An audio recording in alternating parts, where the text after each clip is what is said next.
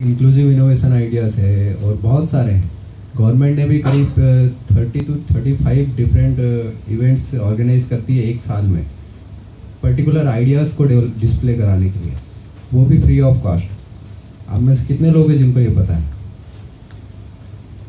तो फिर आपके पास कुछ आइडिया ही नहीं है।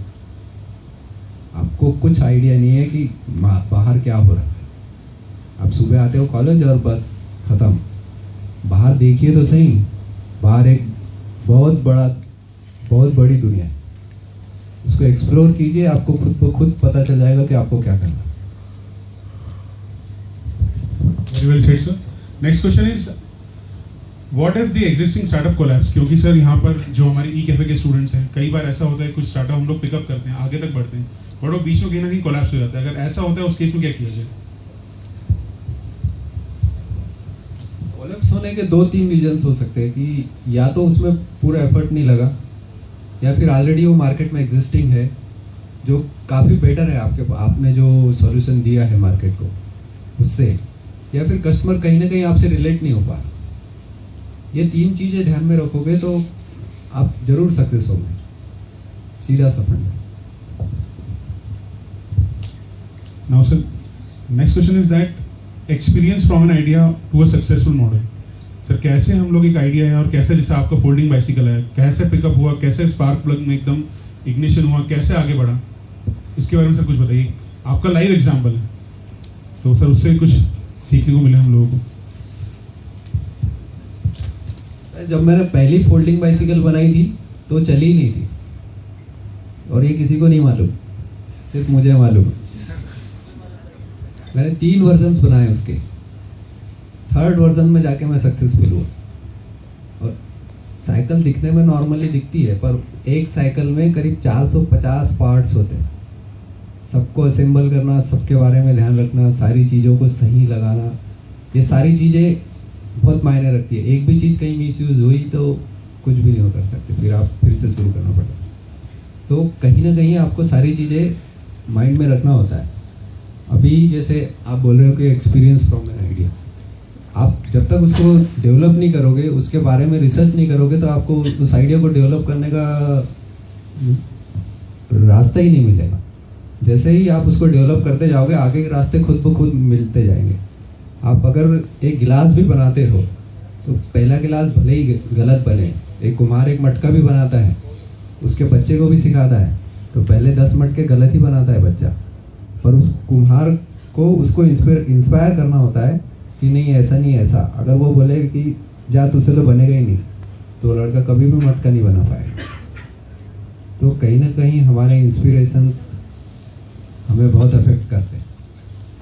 जैसे मैंने बनाया तो मुझे भी बहुत सारी दिक्कतें आई, तो आप कई बार डर जाते होंगे कि नहीं यार इनसे पूछूंगा तो क्या होगा। मैं साइकिल की दुकान वाले के पास जाके बैठ जाता था, जो पंचर बनाते हैं कोने पे ठेले वाले, उनसे जाके पूछता था, उनकी हेल्प करता था। अच्छा ऐसा करेंगे तो ऐसा होगा। तो आपको कोई भी काम छोटा या बड़ा नहीं लगना चाहिए। सबसे पहले किसी भी आइडिया को डेवलप करना है तो आपको झाड़ू लगाना पड़ेगा। बाद में वो मायने नहीं रखता कि आपने झाड़ू लगाई थी, बाद में सिर्फ आपका नाम मायने रखेगा कि नहीं उसने ऐसा किया था। वो इतिहास बन जाएगा, और आपको इतिहास बनाना है तो आपको सब कुछ करना पड़ेगा। सर नेक्स्ट क्वेश्चन इज, ये हम लोग कई बार पढ़ते हैं business to capital, capital to business. वाकई सर ये चीज़ ट्रू है या नहीं है? बिकॉज जहाँ तक आपके एक्सपीरियंस की बात की जाए, वो इस कोड को काफ़ी तरीके से रॉन्ग प्रूव करती है, और ऐसे ही स्टूडेंट जाना सकते हैं। क्योंकि देखिए यहाँ पर अधिकतर लोग, जब आपने पढ़ाई करी, जब हमने पढ़ाई करी, तो we are not that much economically strong. तो इस चीज़ को सर आप कैसे देखते हैं? कैपिटल की जरूरत तो पड़ती है, पर इतनी नहीं कि आप उसको आपके आइडिया को ही ड्रॉप कर दो अगर कैपिटल नहीं मिल रहा है। कैपिटल एक पार्ट है उसका। कैपिटल की जरूरत पड़ेगी, ठीक है, एक हद तक पड़ेगी, बस उसके बाद नहीं। मेरे पास कुछ भी नहीं था, फिर भी आज मैं आपके सामने बैठा हूँ। मैंने शुरू किया, कस्टमर्स को अच्छा लगा। आपका कोई भी प्रोडक्ट हो, कस्टमर सेटिस्फाई होना चाहिए। आज मेरे पास 70 ऐसे ऑर्डर्स हैं जिन्होंने मुझे 1 महीना पहले पेमेंट दिया था और आज तक कभी नहीं पूछा कि भाई साहब आप हमारी साइकिल कब देने वाले हैं। वो बस दे के भूल गए। अब ये मेरा है कि मैं उन्हें कब दूंगा, कैसे दूंगा और कैसी दूंगा। मेरे इसके पहले जो कस्टमर्स थे उन्होंने आज तक कोई कंप्लेन नहीं करी मुझे कि आपके प्रोडक्ट में ये मिस्टेक है या आप ये सुधार कर सकते हो, इवन नॉट सजेस्टेड, उन्होंने कभी नहीं कहा। तो आपको जो भी कुछ करना है, जो भी आपका आइडिया है, वो फुल प्रूफ होना चाहिए, उसमें कहीं खामियां नहीं होना चाहिए। ठीक है, शुरू में आप काम करोगे तो आप में कुछ दिक्कतें आएगी, खामियां भी आएगी। जब आप उसका फीडबैक लोगे तो आपको खामियां दूर कर दोगे। मेरे 3 वर्जन जो थे, तीनों वर्जन में मैंने फीडबैक लिया। तीनों वर्जन में फीडबैक लेने के बाद में जो चौथा वर्जन निकला, फाइनल वर्जन, उसमें कोई खामी नहीं थी और वह सक्सेसफुली ऑल ओवर इंडिया में करीब 1500 अलग अलग लोग 1500 अलग अलग शहरों में चला रहे हैं और सक्सेसफुली चल रहा है। तो कैपिटल की ज़रूरत जो है मुझे कभी नहीं पड़ी। कैपिटल मेरे पास खुद ब खुद आ गया। बस कस्टमर्स को पता चला कि हाँ, इसने ये चीज़ है, इसके पास है, ये दे सकता है, उन्होंने मुझे कैपिटल दिया और मैंने उन्हीं का कैपिटल उन्हीं को लौटा दिया अपने प्रोडक्ट के रूप। It's a simple thing. So the next question is funding for startups. In case idea है, प्रोजेक्ट कैसे करना है वो पता है, कहीं अटक गए, तो सर फंडिंग की सोर्सेज कैसे? जैसे गवर्नमेंट काफ़ी सारे प्लान चला रही है, काफ़ी सारी कैंपेन्स आ रहे हैं, तो इन तक अप्रोच कैसा किया जाए? कई एनजीओज रहते हैं, कई प्राइवेट बॉडीज रहती हैं जो इन तक पहुँचाती हैं। किस कौन से वे अल्टरनेटिव हम लोगों के पास हैं कि हम लोग हमारे आइडिया को with the funding of government और विद सम प्राइवेट फंडिंग और एनी फंडिंग फ्रॉम ऑर्गेनाइजेशन उसको हम आगे ले जा सकें? फंडिंग तो आपके साथ जुड़ा ही हुआ है सर, एनियन, तो मुझे नहीं लगता कि फंडिंग की कहीं आपको दिक्कत आने वाली है। मतलब एनियन मालवा के साथ जुड़ा हुआ है तो आपको फंडिंग की तो कहीं दिक्कत आएगी ही नहीं। और उसके अलावा भी फंडिंग की कहीं दिक्कत आती है तो अपने इंदौर में NSIC है, गवर्नमेंट ऑर्गेनाइजेशन है, आप उनके पास प्रोजेक्ट लेके जाइए, आप पूरा प्रोजेक्ट सबमिट कीजिए, वो आपको फंड करेगा। और आप इंजीनियर है, आपके पास इंजीनियरिंग की डिग्री है, तो आपको और ज़्यादा फंड मिलेगा। तो NSIC है, पोलो ग्राउंड में है, पूरा एक उनका ब्रांच है गवर्नमेंट का, वो पूरा प्रोजेक्ट को फंड करते हैं, कोई भी प्रोजेक्ट हो। मतलब आप इवन आप पाइप बना रहे हो, पाइप का प्लांट है आपका, आप उनके पास जाइए, आप प्रोजेक्ट लेके जाइए, वो आपको फंडिंग करेंगे। हाँ, थोड़ा टाइम लगेगा, 1 महीना, 15 दिन, 30, कई बार 1 साल लग जाता है फंडिंग में, पर ठीक है, हो जाएगा। आप करो तो सही।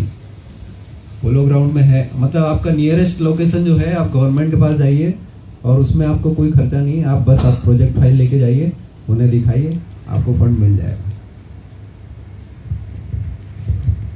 Sir, coming towards last question, what is an ideal B plan? एक आइडियल बिजनेस प्लान क्या हो सकता है, कैसा हो सकता है, क्या क्या उसके फायदे हैं, किस तरीके से हम उसको फायदेमंद प्रूव कर सकते हैं? आइडियल बिजनेस प्लान कुछ होता ही नहीं। Actually how you execute it, it is the idea, it is the thing. आप उसको किस तरीके से एग्जीक्यूट करते हैं, वो आइडियल होना चाहिए। वो ही बिजनेस प्लान को आपके आगे बढ़ाती है। कोई बिजनेस प्लान कभी भी आइडियल नहीं होता, या कोई भी बिजनेस कभी भी आइडियल नहीं होता। आप उसको जिस तरीके से एग्जीक्यूट कर रहे हो, जिस तरीके से आप उसको रिप्रेजेंट कर रहे हो, जिस तरीके से आप उसको कस्टमर को बता रहे हो, कस्टमर के सामने उसको दिखा रहे हो, वो ही आपका बेस्ट होना चाहिए। उसके बगैर कुछ भी नहीं। Thank you sir. अब आप सब लोगों से रिक्वेस्ट है, any questions, any doubt related to anything आप लोग पूछ सकते हो। देखो, ऐसा कुछ घबराने वाली यहाँ कोई बात नहीं है। पंकज सर आज यहाँ बैठे हैं, ये आप लोगों में से एक थे, मैं यहाँ से पास आउट हूँ, सर यहाँ से पास आउट। यार अगर हम कुछ 8-1 साल पीछे जाएं, राइट, कुछ 8-7 साल पहले जाएं, तो हम लोग भी यहीं पर बैठा करते थे। मैं आप ही के बीच में पीछे बैठा, आप लोगों में से निकले हुए दो लोग यहाँ पर बैठे हैं, तो इसमें शर्माने की कोई बात नहीं है या किसी तरह की घबराहट की कोई बात नहीं है। आप लोगों के माइंड में जो भी क्वेश्चन है आप लोग पूछ सकते हैं। एनीवन?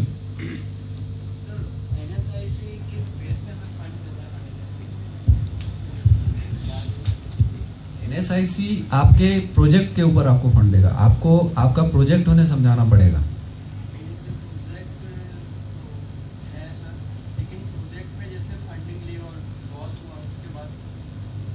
उसके भी कुछ टर्म्स एंड कंडीशंस है उनके पास।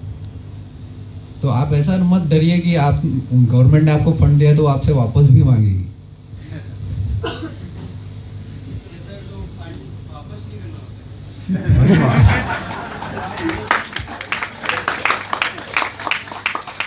फंड वापस नहीं करना होता है, फंड से कुछ ज्यादा ही वापस करना होता है।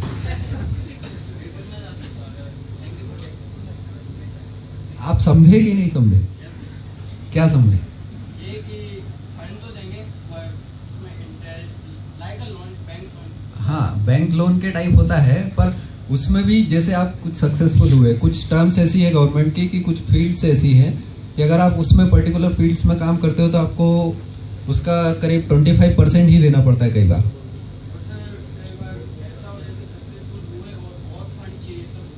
तब गवर्नमेंट खुद आपके पास आके देगी, उसके बाद आपको टेंशन लेने की जरूरत ही नहीं। देखो, मैं आपके बीच में से ही निकला हूँ और सारी चीजें फेस की है मैंने। आप जैसे ही स्टूडेंट था, कुछ ज्यादा नहीं था, आप जैसे ही था। असाइनमेंट हम लोगों ने भी लिखे। हाँ, असाइनमेंट हमने भी लिखे, शुरू से आखिरी तक असाइनमेंट हम लोगों ने भी लिखे, और आपके बीच में से ही निकला हूँ। तो मुझे पता है कि क्या क्या सिचुएशंस आती है, क्या क्या फेस करना पड़ता है घर पे, बाहर, कॉलेज में। तो कोई भी डाउट हो, किसी को भी कुछ पूछना हो तो पूछ सकता है। जैसे एक क्वेश्चन की राय से, बिल्कुल पूछिए। जैसे सिनेरियो आज भी वही है जैसे हम लोग के टाइम पे था। तो करंट सिनेरियो से लाइक कॉलेज को मैनेज करना, देन घर जाके सब चीज़ें मैनेज करना, तो इसका ऑप्टिमम वे क्या हो सकता है? जो अपना प्लान है उसको भी एग्जीक्यूट करना है, यहाँ पर जो वर्कलोड है वो भी करना है, फिर घर वाले जो काम बोले वो भी करना है। आई थिंक ये कॉमन क्वेश्चन है सभी का। और सभी के दिमाग में यही चीज़ है कि यहाँ से निकले, अरे सर आप तो बोल रहे हो ऐसा, बट घर जाके असाइनमेंट लिखना है, ये सबमिट करना है, फाइल देनी है, सबमिशन आ रहा है, ग्रेड्स हैं। तो इस सब में से कोई ऐसा बीच का रास्ता बताइए जिससे इन लोगों की चीज़ हल हो जाए, जो जिस बी प्लान पे ये लोग वर्क करना चाह रहे हैं वो भी हल हो जाए। कुछ इस तरीके इनको बताइए सर। या हम लोग सिस्टम में या क्या चीज़ नहीं ला सकते हैं जिससे कि इन लोगों को फायदा हो या इनके बिजनेस प्लान को फायदा हो सके? असाइनमेंट तो करना पड़ेगा बॉस, बगैर उसके काम नहीं होगा, क्योंकि उसके बगैर आप पढ़ते कहाँ हो? हम भी नहीं पढ़ते थे। असाइनमेंट तो करना पड़ेगा। अब ये है कि आप यहाँ पे जो समझते हो वो समझते भी हो या नहीं समझते हो। आपके टीचर्स कुछ आपको समझा रहे हैं तो आप समझते भी हो या नहीं समझते हो। या वो अपना आखिरी रामबाण था शिवानी, बस आखिरी के सेमेस्टर में शिवानी निकाली, एग्जाम दिया और क्लियर कर लिया।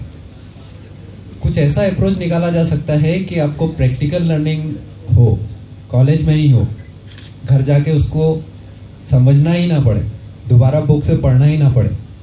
अगर कॉलेज में ही कुछ ऐसा हो जाए, स्टाफ या टीचर्स ही कुछ इस तरीके से समझाए कि उस चीज़ को दोबारा पढ़ने की ज़रूरत ही ना पड़े या उस चीज़ का कॉन्सेप्ट को दोबारा समझने की ज़रूरत ही ना पड़े, तो काफ़ी अच्छा होगा। एक प्रैक्टिकल वे में लर्निंग हो तो बहुत अच्छा होगा, आने वाले नेक्स्ट जनरेशन स्टूडेंट्स के लिए भी और इवन स्टाफ के लिए भी, कि वो ज़्यादा अच्छे से समझा सके स्टूडेंट्स को।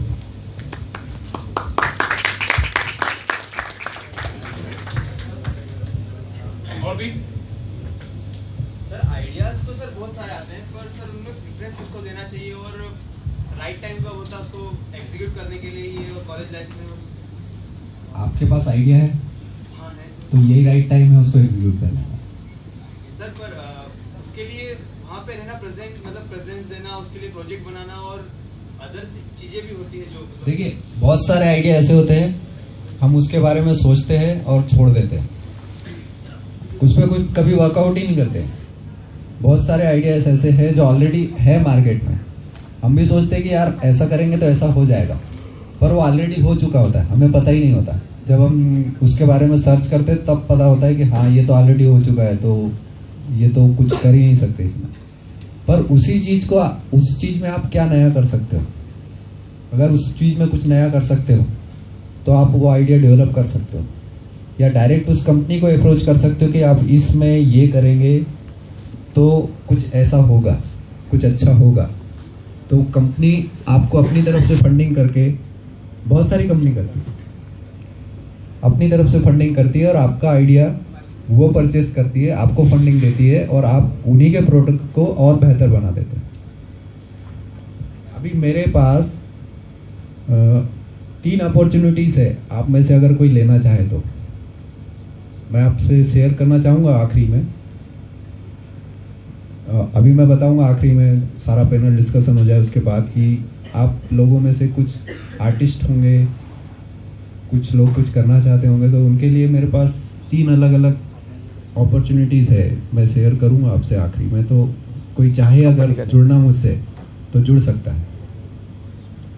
ये वही बात हुई कि आप जैसा चाह रहे हैं कि कुछ आइडिया एग्जिस्टिंग हो, आपका आइडिया तो फेल हो गया पर उसमें आपने कुछ नया किया है, तो आप उस कंपनी से जुड़ सकते हो। तो एक तरीके से देखा जाए तो आप आपके आइडिया पे ही काम कर रहे हो।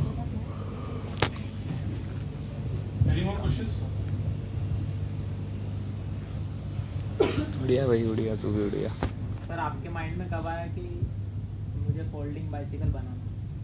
जब मैं साइकिल से कॉलेज आता था तब, इवन 4 साल में साइकिल से ही कॉलेज आया, और शुरू से था कि यार ये साइकिल में चलाने में मज़ा नहीं आ रहा है, दूसरी चाहिए।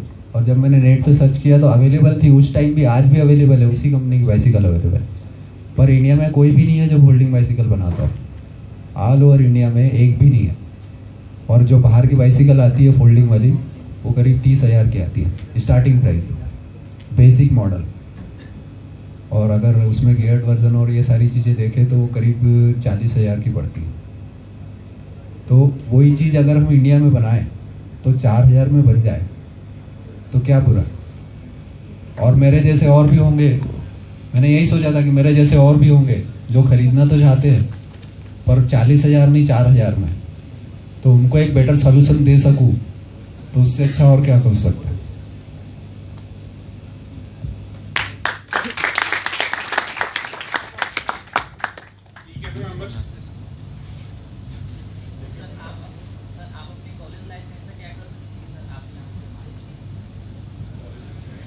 कॉलेज लाइफ में कुछ ऐसा स्पेशल नहीं करता था कि यहाँ पहुँचाऊँ, बस अपने एक जो ड्रीम देखा था उस पर काम करते रहता था।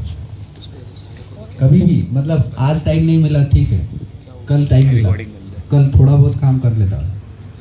ऐसा नहीं कि हाँ चलो ठीक है घूमने फिरने निकल गए, थोड़ा बहुत काम कर लिया करता था। बस उसी का जो रिजल्ट है वो आज आपके सामने है। अच्छा सर पूछ रहा। आपने जब फर्स्ट साइकिल बनाई थी तो उसकी आपने कॉस्ट क्या रखी थी और आपको एक्सपेंस कितना पड़ा था, कि मतलब बनाने में कितना खर्चा आया था? बनाने में खर्चा मेरे 6 महीने, अगर खर्चा देखे तो, और किसी के आदमी के 6 महीने बहुत होते। उसके बाद अगर कैपिटल वाइज देखा जाए तो सिर्फ 4,000 रुपये ही था जो मैंने डिसाइड किया था कि 4,000 रुपये में ही देना चाहिए। 4,000 रुपये ही था और उसका कॉस्ट भी मैंने 4,000 ही रखा था। पर आज मैंने उसका कॉस्ट बढ़ा दिया है क्योंकि उसमें मैंने 6 अलग अलग नए इनोवेशंस ऐड किए हुए। आज की तारीख में जो मैं बाइसिकल बना रहा हूँ उसमें 6 नए इनोवेशंस है जो ऑल ओवर इंडिया में कोई भी बाइसिकल कंपनी नहीं दे रही।